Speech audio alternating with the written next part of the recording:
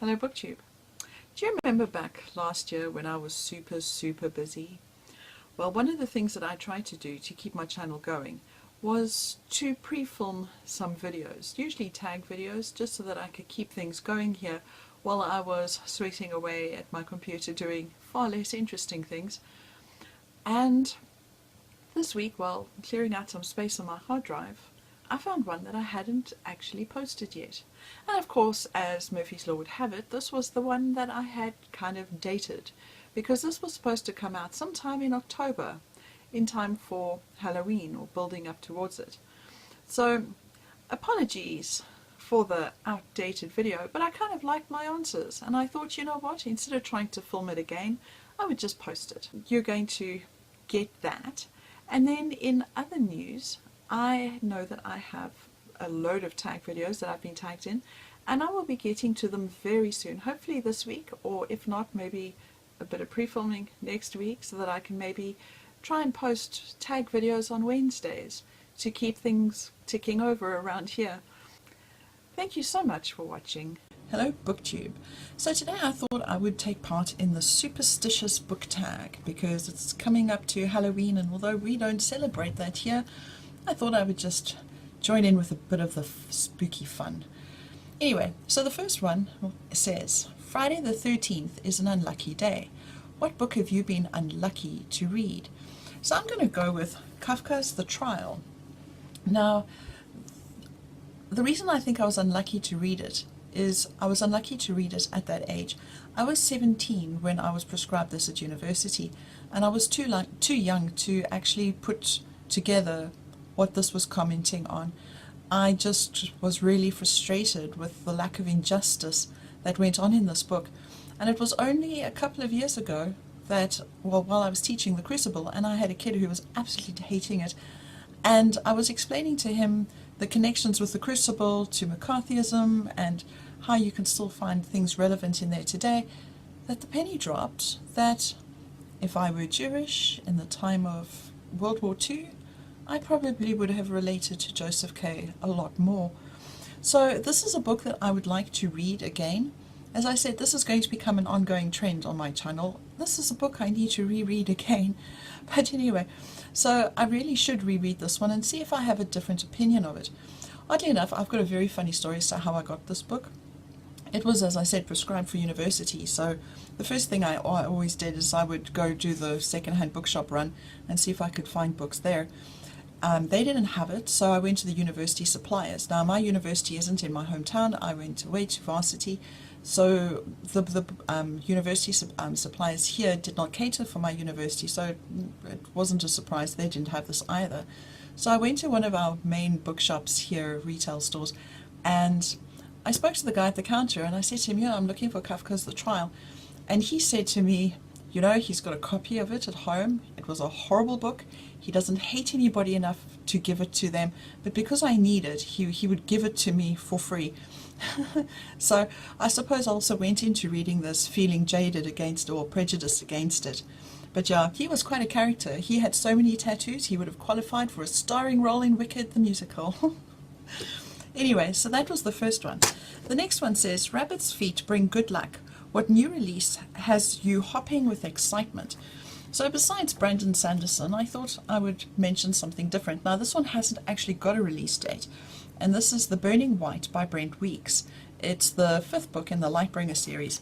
Now, I usually wait before reading the entire series. I wait until I read the first from the author, and if I like it, then I will marathon the rest of the series.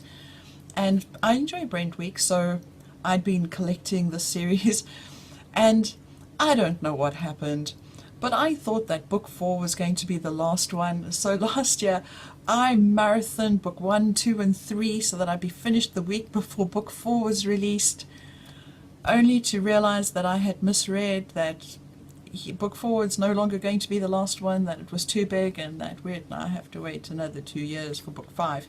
So I've got book 4 on my shelf. I haven't read it yet because I'm going to have to reread book 1, 2 and 3 before, and I might as well just wait until I've got book 5 and then marathon the whole lot.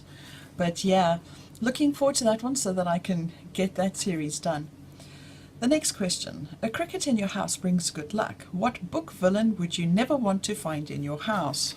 So I'm going to start off on a light note because this girl, not welcome. I like my books. On a more serious note, obviously, evil overlords, you know, the Voldemort kind of guys, if they had a rock up here, I don't think it would be very hard to convince them that they're in the wrong house. Maybe they'll kill me afterwards, quick and painless, you know, but that wouldn't be the worst case scenario. The guy that I wouldn't want is your Hannibal Lecter kind of oak. So, yeah.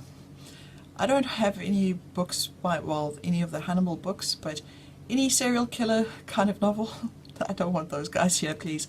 And the scary thought is that one's far more likely to be real. Although, Robin, I want my book back, please. Number 4. Step on a crack, you'll break your mother's back. Show us your most beaten up and battered book. Right, this is actually not my most beaten up and battered book. I can't find it because when I reorganize, everything here is alphabetical. So when it gets to the point that I've bought so many more new books, then I need to start moving things around, which is why there's gaps in between. But anyway, so I was moving things around, and now this book was suddenly at eye level, and it was horrendous, and I was like, oh, that doesn't look good. So I moved it. No idea where I moved it to. I've even looked in the boxes under my bed, because I've got this bookcase, I've got 2 over there, and then I've got sealed plastic boxes under my bed of all my books, like my Hardy Boys, and the books that I read when I was a child. And they're going to be heading off to my nephew, probably, when he's a little bit older. But anyway, because I can't find that one, I will show you this one. So this is the Complete Adventures of Robin of Sherwood. This was from the TV series, I think it was a BBC TV series. It was written while Anthony Horowitz was a part of the script writing team. And yeah, I bought this book from the library. And as you can see, it's got, you know, this poor book.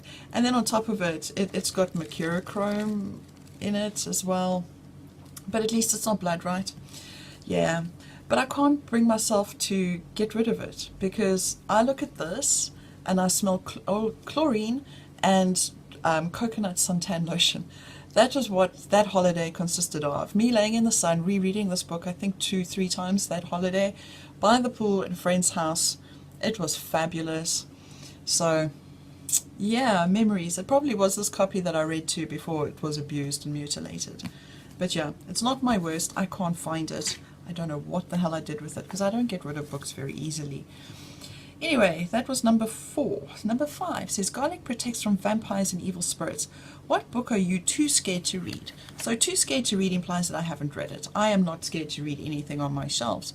But there was a book that scared the hell out of me. And it was this one. We Need to Talk About Kevin by Lionel Shriver. Now, I don't need to retell you again, I'm sure, that I am a school teacher. What happens in this book freaks the hell out of me. Because let's face it, I do not have the training that Steven Seagal and Chuck Norris have. I don't see myself going, wah, in front of kids to go and save them from bullets or whatever else. I don't know what I would do in a situation like that. That book freaked me out. It made me sit down and realize that I'm a big chicken shit and I would probably be standing in a puddle going, oh my God. Yeah. Scared the hell out of me because, let's face it, realism, that one's not a fantasy story. And then it says here, breaking a mirror brings 7 years bad luck. What book could you read for 7 years? None. Yeah. I loved Animal Farm. I loved teaching Animal Farm. I hated reading it every year, and that was only 5 years in a row. It kills me and the book. I would not be able to read the same book for 7 years. However, there is a certain book by me that I wrote before I started teaching here. And I've got the first draft done, and it really needs to have the second, third, fourth, you know, all of those done. And I think maybe that one for 7 years would be acceptable, on condition that I can read a whole lot else. Because, yeah, I can't read the same book for 7 years. Maybe one of those philosophy books in Old English. That would take 7 years. And then the last one says, an apple a day keeps the doctor away. What book has the best description of food? So this one had me thinking, because I mean the obvious answer would be any recipe book. I mean, they make the pictures look so amazing, and the way they talk about the ingredients, automatically hungry. But when I make it, it doesn't come out looking the same way.